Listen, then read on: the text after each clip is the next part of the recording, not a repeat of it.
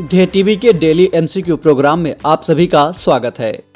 इस कार्यक्रम में हम आईएएस और पीसीएस जैसी प्रतियोगी परीक्षाओं के लिए महत्वपूर्ण बहुविकल्पीय प्रश्नों पर चर्चा करते हैं। तो आइए शुरू करते हैं। पहला प्रश्न, भारतीय संविधान का अनुच्छेद 129 और 215 निम्नलिखित में किससे संबंधित हैं?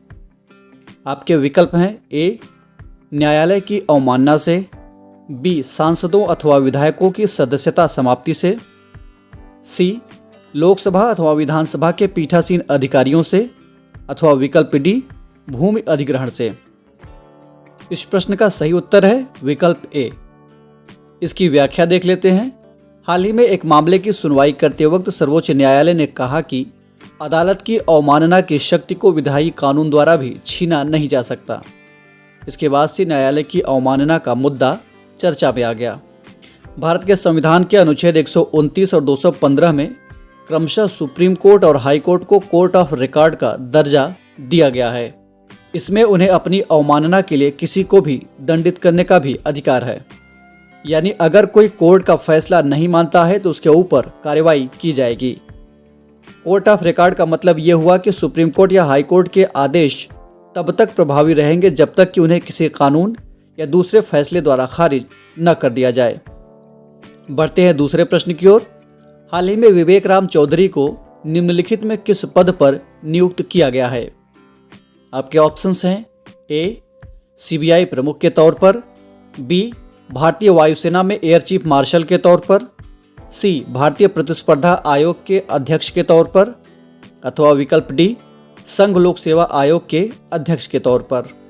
इस प्रश्न का सही जवाब है विकल्प बी। इसकी व्याख्या देख लेते हैं।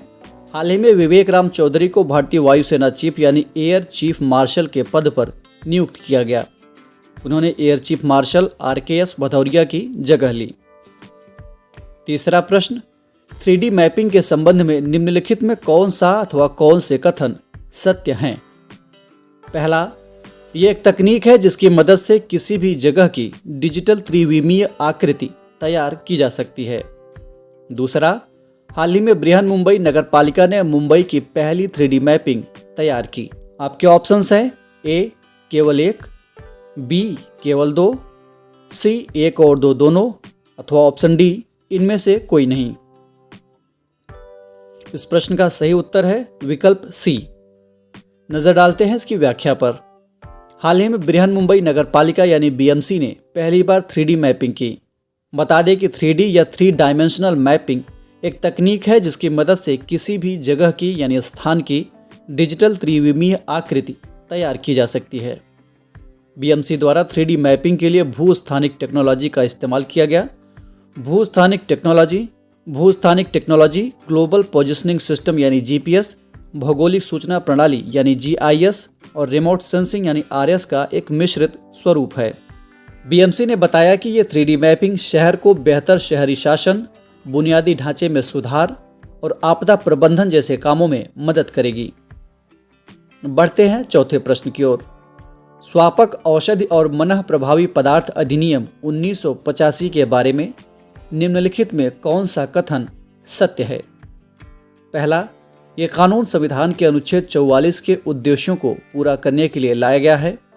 दूसरा, इसी के तहत नारकोटिक्स कंट्रोल ब्यूरो का गठन किया गया। आपके ऑप्शंस हैं ए, केवल एक, बी, केवल दो, सी, एक और दो दोनों, अथवा डी, इनमें से कोई नहीं। इस प्रश्न का सही जवाब है विकल्प बी।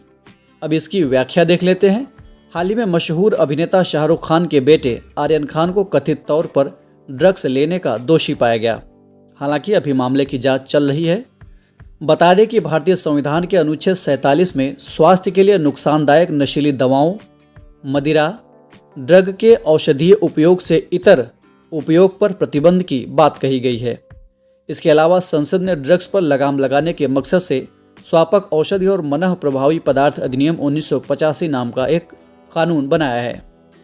इसी कानून के तहत नारकोटिक्स कंट्रोल ब्यूरो नाम का एक संगठन भी बनाया गया है। इसका मकसद मादक पदार्थों की स्मगलिंग या उसके गैर कानूनी उपयोग पर रोक लगाना है। बढ़ते हैं पांचवें प्रश्न की ओर। राइट लाइवलीहुड अवार्ड के संबंध में निम्नलिखित में कौन सा कथन असत्य है। आपके विकल्प हैं ए, ये पुरस्कार दुनिया की समस्याओं को हल करने वाले लोगों को दिया जाता है, यानी जो लोग वैश्विक समस्याओं को हल करते हैं उन्हें दिया जाता है। बी, इसे वैकल्पिक नोबेल पुरस्कार भी कहा जाता है। सी, साल 2021 के लिए यह पुरस्कार legal initiative for forest and environment यानी लाइफ को दिया गया है। और विकल्प डी, ये भारत के राष्ट्रपति द्वारा प्रदान किया जाता है। इस प्रश्न का सही जवाब है ऑप्शन डी। इसकी व्याख्या देख लेते हैं। राइट लाइवलीहुड अवार्ड वैश्विक समस्याओं को हल करने वाले लोगों को दिया जाता है। इसके अंतर्गत विजेताओं को 1 मिलियन स्वीडिश क्राउन और लॉरेट्स दिया जाता है। इस पुरस्कार को स्वीडन के वैकल्पिक नोबेल पुरस्कार के रूप में भी जाना जाता है। साल 2021 के लिए यह पुरस्कार दिल्ली स्थित पर्यावरण संगठन legal initiative for forest and environment यानी लाइफ को प्रदान किया गया। लाइफ को यह पुरस्कार संवेदनशील समुदायों की आजीविका की रक्षा करने और स्वच्छ पर्यावरण के अधिकार का दावा करने के लिए दिया गया है। तो ये था आज का डेली एमसीक्यू कार्यक्रम।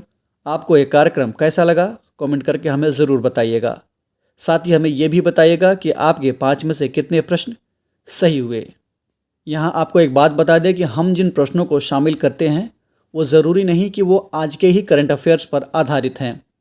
हम इसमें कुछ पुराने प्रश्नों को भी शामिल करते हैं, जैसे कि 10 दिन 1 हफ्ता पुराना। इसका मकसद सिर्फ इतना ही है कि आप जिन करंट अफेयर्स को पढ़ते हैं उन्हें कितना याद रखते हैं, इस बात का मूल्यांकन करना होता है। हम फिर मिलेंगे एक नए कार्यक्रम के साथ, तब तक के लिए इजाज़त दीजिए। नमस्कार।